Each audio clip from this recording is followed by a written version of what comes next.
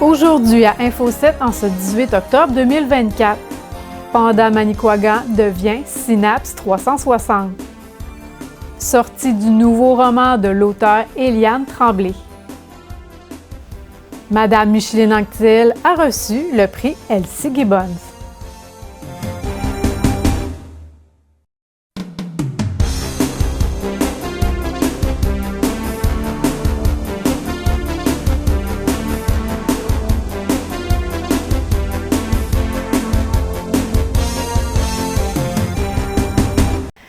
Bonjour tout le monde et bienvenue à notre bulletin de nouvelles. Panda Manicouagan fait peau neuve, nouveau logo et désormais nouveau nom Synapse 360. Nous avons reçu dans nos studios Mathilde Paré-Desilets, une intervenante de l'organisme, nous donner tous les détails de ces changements et pour nous parler également du mois d'octobre, mois à la sensibilisation au TDAH. Je suis en compagnie de Mathilde Paré-Desilets. Bonjour, ça va bien? Oui, ça va très bien, Myriam. Et toi? Super, ben oui, ça va bien aussi. Donc toi, tu es intervenante chez Synapse 360. Exact. Anciennement Panda, c'est bien Panda ça? Manicouagan, exactement, on vient de changer de nom, tout à fait. Je suis pour Synapse 360, oui. Ben justement, explique-nous un peu pourquoi là, le changement de nom cette année. Bien, en fait, on a voulu plus ressembler à ce à quoi on donne comme service. Dans le fond, Synapse 360, anciennement Panda Manicouagan, on est encore auprès des gens qui ont un TDAH, donc un trouble déficitaire de l'attention avec hyperactivité. Et aussi, on a pris le volet syndrome Gilles de la Tourette. Puis panda, tu sais, souvent les gens associent ça à des enfants. Tu sais, c'est beau, un panda, c'est bien beau, on est avec les gens qui sont adultes, avec les intervenants, avec les professionnels de la santé, avec l'entourage. Fait qu'on voulait avoir une image beaucoup plus représentative de ce qu'on fait au quotidien. D'accord. Oui. Parle-nous un peu du but là, de votre vision chez Synapse. Oui, je partais pour dire Panda. Hein? Non, mais c'est normal. Moi aussi, je fais ça. C'est correct. On habitue les gens. Oui, ben oui. Notre vision, c'est de vraiment regrouper des gens touchés de près ou de loin par le TDAH ou le SGT, syndrome de la Tourette, et aussi d'informer, sensibiliser la population. Donc, c'est vraiment notre mission de base.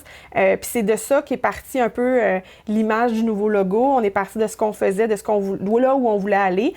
Donc, je peux peut-être l'expliquer, si tu veux. Oui, tout à fait. L'expliquer aux gens aussi. Vous allez voir dans le nouveau logo, là, c'est un cerveau. Donc, le TDAH, SGT, ça se passe majoritairement dans le cerveau.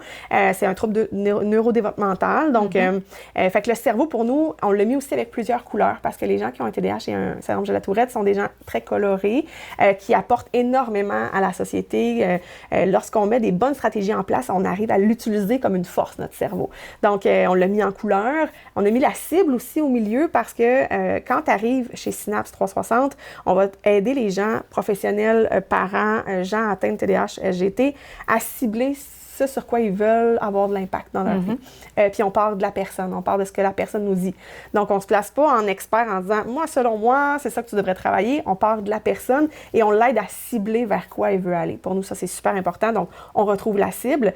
Il y a aussi il y a la cible, le cerveau, il y a la synapse. Je ne sais pas si tu sais ce que c'est une synapse. Oui. C'est ce qui se retrouve, en fait, entre les deux neurones. C'est une zone pour la transmission d'informations. Puis, tu sais, quand on rencontre des gens, je te dirais qu'on reçoit autant d'informations qu'on en donne. Donc, les deux neurones se parlent, se rencontrent. Fait que c'est vraiment pour illustrer le point de rencontre d'information, d'échange. Ça fait une logique. Exactement. Oui. Puis on a mis ça coloré parce qu'encore une fois, les gens qui ont un TDAH et un SGT ont vraiment un potentiel extraordinaire. Il s'agit d'eux-mêmes de mettre des stratégies en place, puis là, ils peuvent déployer ce qu'on appelle, nous, le plein potentiel. Donc, c'est un peu ça l'histoire du logo. Puis on est vraiment contents. On a travaillé avec une firme à Bécomo pour nous aider justement quand on expliquait ce qu'on faisait. On voulait quelque chose qui rassemblait les ados, les adultes, les enfants, les professionnels. Donc, c'est pour ça la nouvelle image. On en est très, très fiers. Oui, tout à fait. Dans le fond, votre secteur s'élargit jusqu'à Bécomo. Oui, OK, vous couvrez grand, oui, là. exactement. Dans le fond, le bureau maire, comme on l'appelle, est à Bécomo et dessert tout le secteur Manicouagan. Puis moi, ici, je suis en Haute-Côte-Nord, donc je dessert le secteur Haute-Côte-Nord. Fait que je suis comme une petite étoile, un petit satellite, mais je suis toujours en lien avec mes super collègues de Bécomo que j'adore. Mais c'est ça, moi, j'ai le volet secteur Haute-Côte-Nord avec des services différents un peu parce qu'on s'adapte à la région, aux besoins. Fait que voilà. Oui, moi, je fais la Haute-Côte. Tu peux-tu nous parler de ton travail un peu? Qu'est-ce que tu fais au quotidien? Là, je ne sais pas si vous avez 2 heures, mais parce que moi, j'adore mon travail. Je suis vraiment choyée. En fait, au quotidien, c'est vraiment entre autres, de sensibiliser les gens atteints de TDAH-SGT, mais aussi la population en général sur les enjeux. Donc, j'ai des gens qui viennent personnellement me rencontrer pour avoir des trucs, astuces, mais on réfléchit ensemble. Donc, on met notre cerveau en commun pour réfléchir ensemble à des stratégies. Parce que le 360, j'ai oublié dans le logo, le 360, c'est qu'on touche, tu sais, quand on a un TDAH ou un SGT, ça touche toutes les sphères de notre vie. Ça touche la vie personnelle, professionnelle, relationnelle avec les amis, le conjoint-conjointe, l'emploi. C'est des gens qui sont extraordinaires en emploi, qui vont apporter plein d'idées, mais il faut que les stratégies soient mises en place pour qu'ils se sentent à l'aise dans leur emploi. Donc, ce que je voulais dire, c'est que le 360 touche plein de sphères. Puis après ça touche plein de monde. Si on est en couple, toi et moi, puis que moi j'ai un TDAH, bien, il va y avoir des répercussions chez toi, Myriam. Je suis désolée, mais c'est ça qui va arriver. Des positives et des constructives négatives. Mais bon, il va y avoir des répercussions.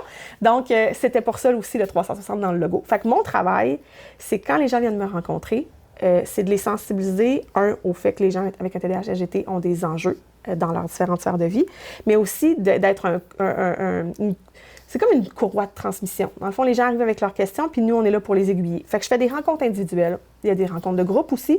Donc, on peut regrouper des gens, puis moi, je suis juste là pour faciliter l'information. Mais si toi, tu as un TDAH, moi, j'en ai un, ça va être le fun qu'on jase. Ça va être le fun, ou si tu as un syndrome de la Tourette, ça va être le fun de retrouver chez quelqu'un d'autre des similitudes, des différences, vraiment des choses qui sont de partage. Puis ça, pour nous, c'est vraiment un des points qu'on aime faire à Synapse 360. On va rencontrer des intervenants aussi dans les milieux, quand ils ont à intervenir avec une personne qui a un TDAH ou un SGT. On fait de la sensibilisation auprès des écoles, on fait, tu sais, un peu partout. Ce qui est le fun, c'est que c'est ça que j'aime de mon travail, c'est qu'on s'adapte vraiment aux besoins. Fait que si vous êtes touché de près ou de loin par le syndrome de la Tourette ou le TDAH, vous appelez, puis on a vraiment une grande panoplie de services, là. On peut coacher les parents pour l'aide aux devoirs, on fait des rencontres avec les enfants, des rencontres PIFAM, ça se fait à Bécomo, on aimerait ça le faire en côte éventuellement. Donc, on sensibilise l'enfant lui-même. C'est quoi des fonctions exécutives? Ça mange quoi en hiver, ça, un cerveau? C'est quoi de la concentration? C'est quoi de la mémoire de travail? Ça veut dire quoi, tu sais?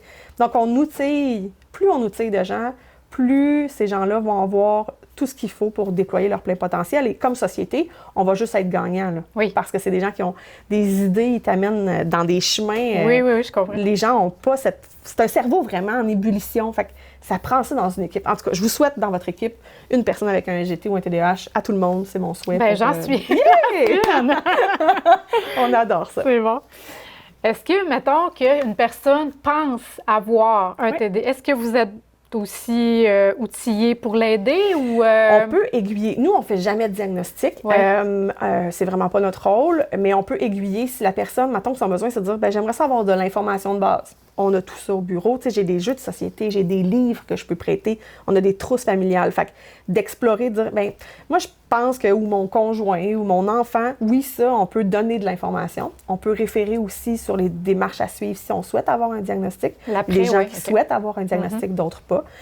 Donc, ça ne prend pas un diagnostic pour appeler à Synapse 360. Il s'agit juste d'être touché de près ou de loin par cette réalité-là. Puis nous, ben, on explore avec la personne quels sont ses besoins. Fait qu'on regarde encore la cible, on dit de quoi tu as besoin, puis on accompagne à ce niveau-là. Mais on ne fait jamais de diagnostic. Ça, c'est les professionnels de la santé. C'est des actes réservés qu'on appelle. Oui, exactement. Fait que, mais oui, on accompagne à ce niveau-là. Ouais. OK. Parlons aussi du mois d'octobre, le mois du TDAH. C'est pour ça que je suis là, oui, exactement. Oui, tout à fait. Oui, bien, c'est un mois où on offre, nous, sur notre plateforme de Facebook, là, vous allez pouvoir le mettre en lien, différentes activités pour justement, c'est le mois de la sensibilisation. Parce que ça fait longtemps là, que je travaille là-dedans, j'ai l'air jeune, là, mais ça fait... petit baluchon en arrière de moi, ça fait longtemps qu'on en parle du TDAH, mais on en parle avec tu sais, comme des grandes lignes. On parle de médication, on parle d'hyperactivité physique, mais on oublie plein d'aspects. Donc, le mois de la sensibilisation, ça nous permet d'aborder tous les autres aspects du TDAH. Et sur notre page Facebook, justement, on a des concours de dessin, il y a des vidéos capsules des intervenantes pour leur coup de cœur. On a donné la parole aussi à nos membres pour dire c'est quoi vos questions, à vous, on y répond.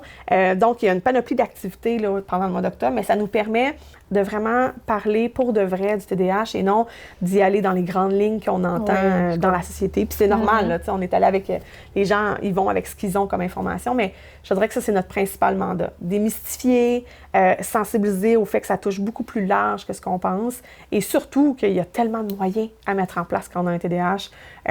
C'est fascinant. Là. C'est comme je te dis, je pourrais en parler pendant 40 heures. Oui. Toi et moi, on se prendra un café. Là, mais c'est quelque chose qui est vraiment fascinant. 3 cafés, oui, c'est ça. Mais c'est vraiment fascinant pour vrai, tout ce qui peut être mis en place. Puis comment ça change la vie des gens dans le sens où quand ils trouvent leur truc. Parce que c'est pas parce que tu as un TDAH que tu vas utiliser les mêmes trucs que quelqu'un qui a un TDAH à côté de toi. Fait que c'est ça qui est fascinant. Chaque personne est unique. Imagine mon travail, comment il est extraordinaire. Là. Oui. C'est de dire à la personne, c'est quoi tes qualités, c'est quoi tes forces, c'est quoi tes intérêts. Ça, c'est les petits leviers qu'on va utiliser pour faire en sorte que la personne va prendre pouvoir sur son TDAH. T'sais. Fait que c'est vraiment fascinant. J'ai vraiment un beau travail. Ben oui, tu nous donnes le goût. Là. On change de chaîne. On change de chaîne. C'est bon. Eh bien, écoute, ça ferait le tour. Oui. Ben, je te remercie beaucoup, merci Mathilde. à toi, c'est toujours un plaisir. C'était le lancement du roman Les copines d'abord de l'auteure Éliane Tremblay le 10 octobre dernier à la pharmacie Brunet des Escoumins. Dans ce nouveau roman, nous sommes témoins du dernier droit de vie pour 3 résidentes en résidence privée pour aînés. Nous en apprenons davantage sur leur passé, ce qui nous aidera à comprendre leur présent. Nous étions présents au lancement et Lina Fortin a pu lui poser quelques questions. Madame Éliane Tremblay, bonjour. Bonjour. Là, vous êtes au lancement de votre 3e livre déjà. Oui, déjà au 3e, puis on est en pleine effervescence. On a une petite thématique aussi, excusez-moi, je vais vous présenter. Les copines d'abord, c'est l'histoire de 3 dames épatantes qui se retrouvent dans un CHSLD, une maison d'hébergement pour personnes âgées, autonomes, semi-autonomes et non autonomes. On voit toute la gamme des phases que certaines personnes vont vivre au cours de leur vie. Et c'est un domaine qui est pas très connu. Je trouve que c'est méconnu, puis je trouvais ça correct de faire un petit clin d'œil là-dessus pour faire connaître ce milieu-là qui parfois peut être difficile, parfois peut être très heureux, peut amener des bonnes choses comme faire vivre des fois des émotions différentes pour chaque personne. Et puis, à travers ça, bien, notre petite thématique, c'est de faire goûter le thé parce qu'on en boit beaucoup dans le livre. Les copines souvent se réunissent pour le thé. Quelle sorte de thé? Actuellement, aujourd'hui, on a un thé au chicoutée que j'ai pris sur la base Côte-Nord, naturellement, notre belle Côte-Nord qu'on adore. Et puis, encore une fois, bien, j'ai mes protagonistes. J'ai une de mes protagonistes qui vient Les Escoumins, qui vient d'ici, mais qui déménage avec son beau Alfred sur une ferme, la ferme familiale de son mari qu'elle va épouser, de son homme qu'elle va épouser. Puis à travers ça, on voit leur vie passée, leur vie présente, puis qu'est-ce que le futur leur réserve de surprises. Parce qu'elle pense qu'à 80, 86 ans, la vie en a fini sur surprise, ce qui n'est pas le cas. Ça veut dire que ça se passe chez nous, dans notre région? Ça se passe pas tant, je vous dirais, parce que l'exercice se fait surtout dans la ville de Québec. Okay. Mais il y a une de nos protagonistes qui a pratiquement fait le tour du monde. Elle a beaucoup de choses à raconter. Elle a beaucoup de faits de choses intéressantes. Et puis, à travers ça, finalement, elle finit par se poser. Puis, c'est là qu'elle va rencontrer Emelda, sa meilleure amie, et Zira. Vous dites que c'est un domaine qu'on ne parle pas souvent, mais vous, c'est un domaine que vous connaissez bien. Oui, pour avoir été infirmière auxiliaire pendant quelques années. Mes 10 dernières années de pratique ont été vraiment dévouées aux personnes âgées. J'ai vu des belles choses comme j'ai vu des choses tristes, des choses agréables, des choses que j'aurais pas voulu voir. On fait beaucoup. Vous savez, quand on étudie la médecine, on le fait dans le but d'amener la personne vers la guérison. Moi, dans l'époque où je l'ai vécu, où j'ai travaillé, puis dans les CHSLD, c'est un peu le contraire. On les amène vers la mort. Pas qu'on veuille le faire, mais ils sont rendus à cette étape-là dans leur vie très souvent. Et on les aide à mieux traverser cette étape-là, malheureusement, qui est un passage obligé. Donc, vous savez de quoi vous parlez dans votre livre? Oui, oui, absolument. Il y a des anecdotes que parfois j'ai vécues, que parfois d'autres personnes ont vécues. Mais c'est tout du vrai, mais pris ici et là à travers le Québec. J'ai fait plusieurs places. Et puis, mais c'est parfois réconfortant, c'est parfois triste. On fait un petit survol de la maladie de l'Alzheimer, qui n'est pas un cadeau que la vie nous fait, pas du tout. Puis qu'on rencontre toutes les difficultés que ça peut apporter autant à la famille qu'à la personne. Parce que quand la personne qui est atteinte d'Alzheimer est atteinte à un point où elle n'a plus sa conscience, c'est les autres, c'est le secours familial qui en souffre énormément. Puis ça, c'est pas tout le monde qui est dans cette réalité-là. Puis moi, je trouvais bien de la faire connaître, parce que c'est pas facile. Pas facile du tout. Bravo pour la faire connaître, de toute façon. Oui. Là, aujourd'hui, on est à la pharmacie Brunet des Escoumins. Là, on peut acheter votre livre. Sinon, est-ce que vous savez où mettons, les autres journées où on pourrait se le procurer? Absolument. Il va être ici en vente à la pharmacie Brunet. À large, tout le temps. Et puis, il va être aussi à C'est plus que des bulles. Puis, probablement qu'on pourra le retrouver à la...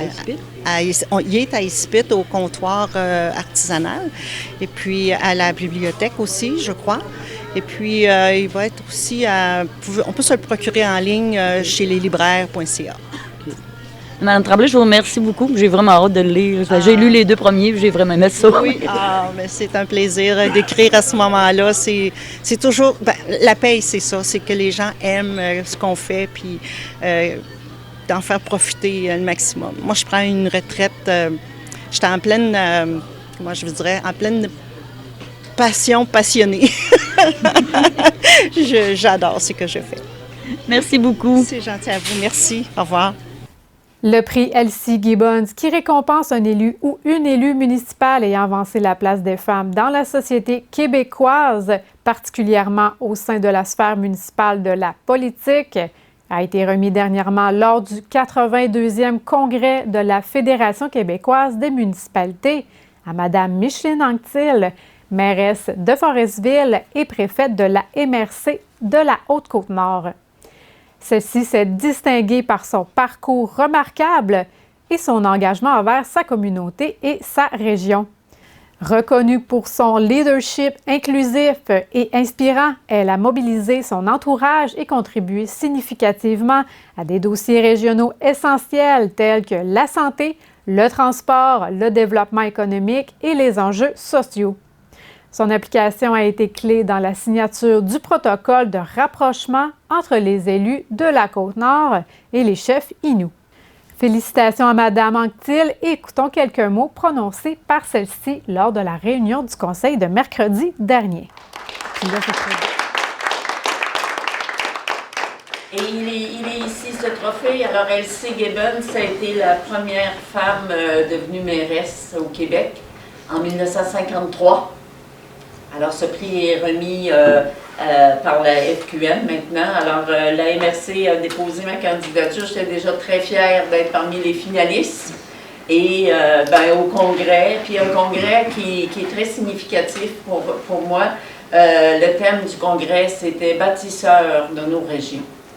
Alors, ça me touche encore davantage. Et je l'ai amené pour le partager.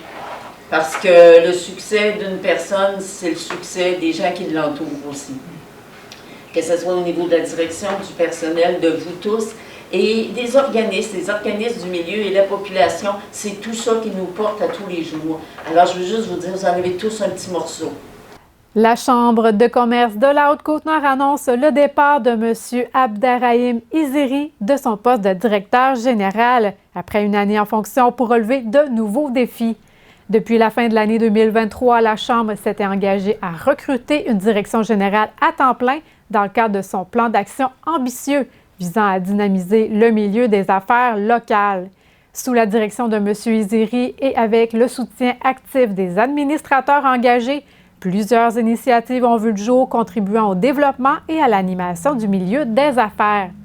D'autres initiatives continueront de se concrétiser d'ici la fin de l'année 2024, conformément aux objectifs établis. Le conseil d'administration réaffirme son engagement à poursuivre l'animation économique locale, alignée aux réalités actuelles des entrepreneurs de la région. La Chambre rappelle que 2 postes sont toujours à combler au sein du conseil d'administration pour représenter le secteur est de la Haute-Côte-Nord, soit pour les localités de Colombier, Forestville, Portneuf-sur-Mer et Longrive. Les entrepreneurs intéressés à contribuer au développement économique et à la croissance des entreprises locales peuvent soumettre leur candidature par courriel à l'adresse suivante: info@commercial.cchcn.ca. Plusieurs options s'offrent aux citoyens de la Haute-Côte-Nord afin de se départir de leurs résidus verts. La MRC vous rappelle que ceux-ci ne sont pas acceptés dans vos bacs roulants. Il suggère de soit pratiquer l'herbicyclage. Il s'agit de laisser les résidus de tonte au sol, ce qui enrichit votre terrain tout en réduisant les besoins d'arrosage. Apportez-les à l'éco-centre gratuitement sur les heures d'ouverture ou les municipalités offrent aussi le service de collecte des résidus verts. À Tadoussac, c'est le 6 novembre et mettre les sacs sur le bord du terrain. À Sacré-Cœur, les 23 et 24 octobre, les mettre en sac sur le bord du terrain également. Les Bergeronnes, semaine du 28 octobre, sur appel au 418-232-6244, poste 1231.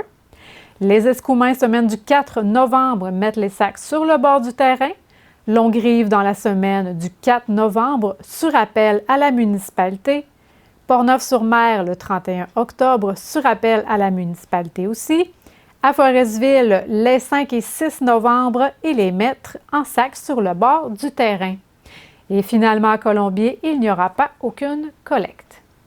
Pêche et Océan Canada désire avertir la population de la Côte-Nord que 3 secteurs coquillers sont fermés temporairement à la cueillette de toutes les espèces de mollusques, et ce, en vertu des ordonnances, dont à l'anse du Colombier, d'un point situé à 630 mètres à l'est de l'embouchure de la rivière Colombier jusqu'au phare du Cap Colombier. Cette fermeture survient à la suite d'une recommandation émise par Environnement et Changement climatique Canada, puisqu'à la suite de pluies abondantes, la qualité de l'eau des secteurs s'est dégradée. La consommation de mollusques contaminés pourrait engendrer de graves problèmes de santé. Toute personne qui contrevient au règlement est passible de poursuites conformément à la loi sur les pêches. Cette semaine au Centre des arts de Baie-Comeau, le 23 octobre, dès 20h, le Quatuor Cobalt avec leur spectacle Célébrons Hollywood, la plus belle musique de film et de comédie musicale, présente un programme inédit mêlant musique de film culte et thème de comédie musicale. Allant jusqu'aux grandes productions hollywoodiennes, laissez-vous envelopper par les images sonores de thèmes mythiques revisitées par le Quatuor à cordes. Entre passion, nostalgie, émerveillement et voyage imaginaire, laissez-vous charmer par la découverte d'un univers sonore vibrant où la musique vous fera revivre les plus beaux moments du cinéma. Frisson garanti.